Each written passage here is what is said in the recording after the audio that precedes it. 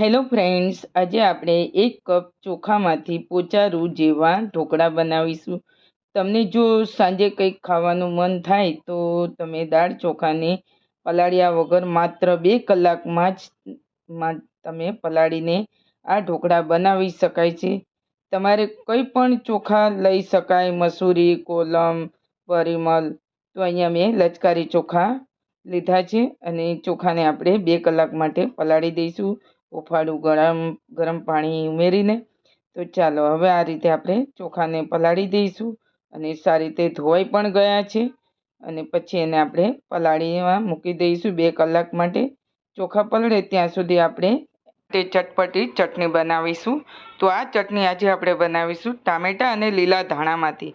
અહીંયા 2 નંગ ટામેટાં લીધા છે. ટામેટાને આ રીતે આપણે કટ કરી અને તેલ ગરમ થાય એની અંદર આ રીતે આપણે એને 2 નંગ ટામેટાં લઈ લઈશું. અહીંયા ધાણા લીધા છે. ધાણાને સારી રીતે ધોઈ અને કોરા કરી અને આ રીતે કટ કરી અને અહીંયા લઈ લીધા છે. અને હવે આપણે આ ચટણીમાં મસાલા ઉમેરીશું. એટલે કે 2 નંગ લીલા મરચાં લીધા છે અને સાથે થોડીક હિંગ લીધી છે, એટલે હિંગથી ટેસ્ટ પણ સરસ આવે. તો આજે આપણે ચટણી બનાવીશું લીલા ધાણા અને ટામેટામાંથી. અને અહીંયા સાથે આપણે થોડું શેકેલું જીરું લીધું છે અને થોડું સ્વાદ અનુસાર મીઠું લીધું છે.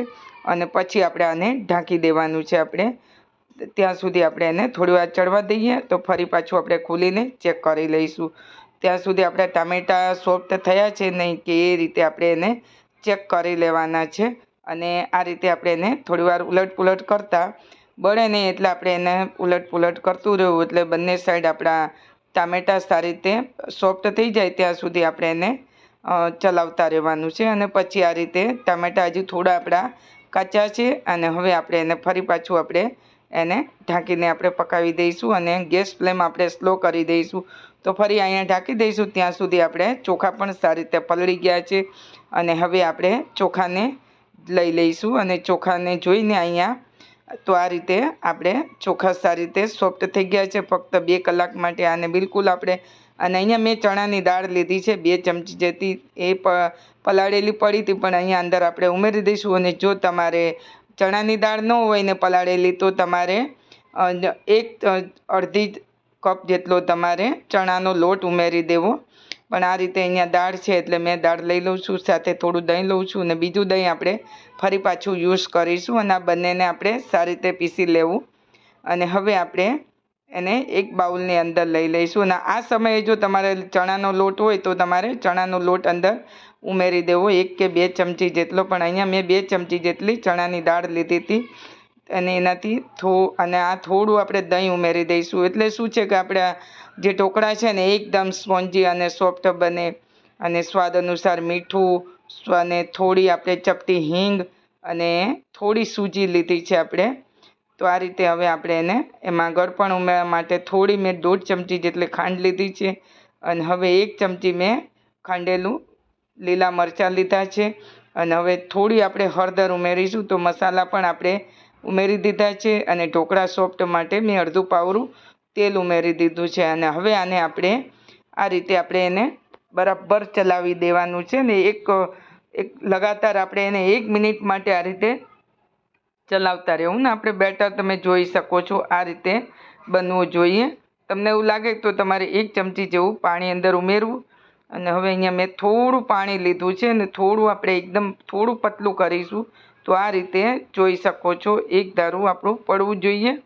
અને હવે આપણે ઢોકળા થાળી લીધી છે એને આપણે તેલ લગાવીને થોડું ચીકણી કરી લઈશું. એટલે શું છે કે આપણે ઢોકળાનું બેટર આપણે ઉમેરીએ ને તો ચોટે નહીં. અને હવે આપણે ઢોકળાનું લઈ લઈશું ને એની અંદર આપણે 1 પેકેટ ઈનો હું અહીંયા લઈ લઉં છું. ઈનો તમે કોઈ પણ તમે સોડા પણ લઈ શકો છો. ઈનો પણ અહીંયા આપણે ઈનો ઉમેરીને હું આ રીતે એને લગાતાર 1 મિનિટ માટે એને લગાતાર આપણે ચલાવતું રહેવું જ્યાં સુધી તમારો ઈનો બધામાં ભળી ન જાય ને ત્યાં સુધી તમારે અને એકદમ ફૂલીને ડબલ ના થઈ જાય ને ત્યાં સુધી તમારે એને અને તમારું બેટર એકદમ હલકું થઈ જવું જોઈએ. તો જ તમારા એકદમ જાળીદાર અને સ્પોન્જી એવા ઢોકળા તૈયાર થશે. અને ઘણા બધા શું ઈનો નાખ્યો કે તરત જ ચલાવીને એટલે તમારા અંદર જાળી નથી પડતી હોતી. પણ તમે આ રીતે કરો ને તો તમારા એકદમ જાળીદાર અને સોફ્ટ અને એકદમ તમારે આમ ચોસલા જ નીકળી આવશે એ રીતના તમારા ઢોકળા તૈયાર થાય છે. તો હવે અહીંયા આપણે થોડું લાલ મરચાંનો છંટકાવ કરી દઈશું અને હવે આપણે પાણી ગરમ થઈ ગયું છે એની અંદર થાળી મૂકી દઈશું. તો છે ને ફ્રેન્ડ્સ, ઝંઝટ વગર, બિલકુલ આથાની ઝંઝટ વગર. અને હવે આપણે ચટણી પણ ઠંડી થઈ ગઈ છે ટામેટા, અને એને આપણે લઈ લઈશું. તો જોઈ શકો છો એકદમ ટામેટાની ઉપર છાલ આવી જાય છે. અને હવે આપણે મિક્સર જારની અંદર લઈ લેવાનું છે. તો અહીંયા મેં મિક્સર જારની અંદર લઈ લીધું છે. 3 નંગ લસણ કળી ઉમેરેલી છે, અડધું લીંબુ નીચવી દીધું છે, અને હવે ચટણી આપણે પીસી લીધી છે. અને આ ચટણી આ ઢોકળા સાથે ખાવાથી એટલા સરસ ટેસ્ટી લાગે છે. અને હવે આપણે ઢોકળા પણ સારી રીતે સ્ટીમ થઈ ગયા છે. તો એમાં અહીંયા તમે ટૂથપીક્સ કે તમે આ રીતે છરી નાખીને જોઈ શકો છો. તો સરસ આપણા બફાઈ ગયા છે. ચાકુ પણ આપણું ક્લીન નીકળી આવ્યું છે.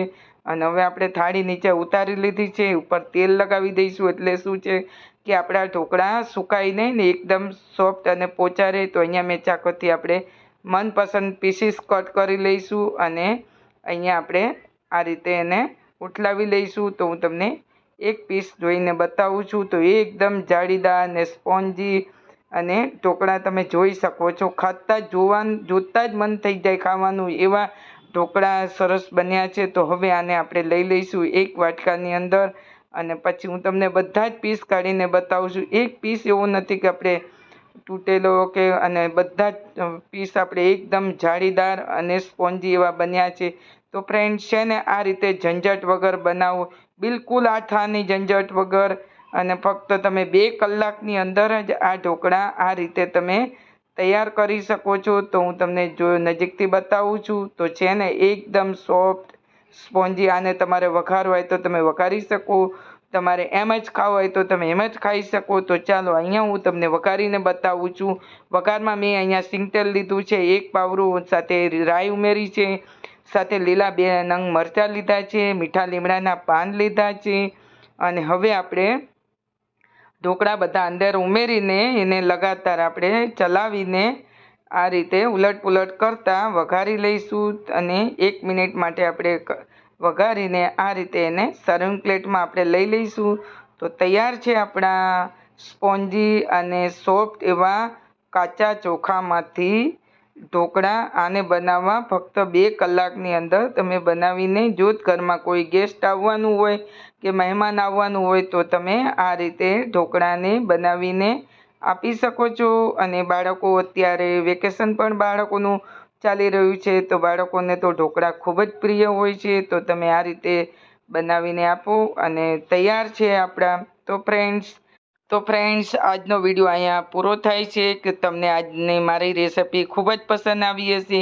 તો ફ્રેન્ડ્સ, પસંદ આવી હોય તો એક લાઈક જરૂર આપી દેજો, અને ફરી મળીશું નવી રેસિપી સાથે. ત્યાં સુધી મિત્રો, હેલ્ધી રહો, સ્વસ્થ રહો, સુખી રહો, અને બનાવો નવી રીતે કાચા ચોખાને પલાળીને ઢોકળા. તો આ ઢોકળા સોફ્ટ અને સ્પોન્જી બને છે.